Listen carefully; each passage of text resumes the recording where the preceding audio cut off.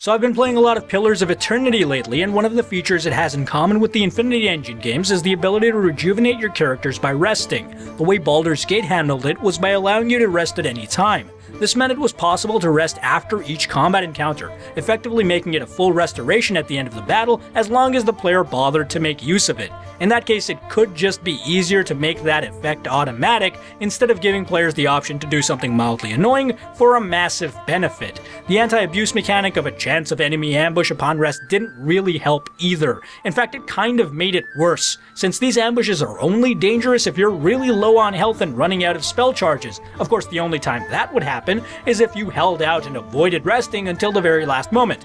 In other words, only those players who didn't abuse resting would be in danger, which meant that players were incentivized to rest often by the very mechanic that was intended to stop them from doing so.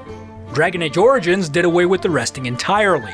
Instead, the game fully restored the party after each encounter, taking the system in Baldur's Gate to its extreme. This seems fine when we look at individual encounters, but it's not as great when we consider the overall adventure, since it reduces the lasting effect that encounter performance has on the game.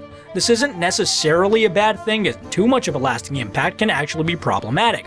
For example, removing resting entirely would maximize the lasting effects of battle performance, but it would make the game very unforgiving of any mistake. However, an appreciable level of integration is nice, as it can add another layer of analysis to the player's decision making. It's also a good way to show players that their actions and their performance in battle actually matters in the context of the game.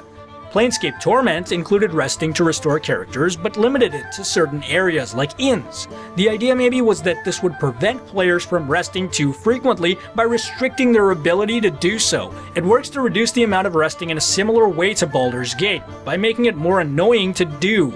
Players are less likely to backtrack through multiple loading screens just to rest at an inn unless it's absolutely necessary. But when it is necessary, the backtracking feels kind of tedious. Pillars of Eternity has a unique solution that integrates the dual aspect nature of the health system and the limited nature of camping supplies used in resting. I'll start by going over the health system for those of you who aren't familiar with it. Characters get two attributes, endurance and health. Both go down when damaged, but characters have much more health than they do endurance. If endurance goes down to 0, the character is knocked out. If health becomes 0, they die. Endurance recovers at the end of each battle, but health requires rest to restore.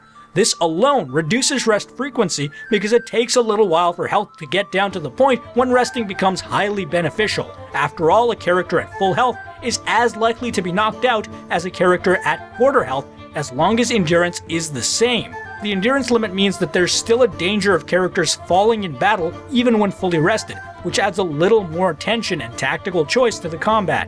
Moving on, camping supplies are used to limit how often characters can rest when away from an inn.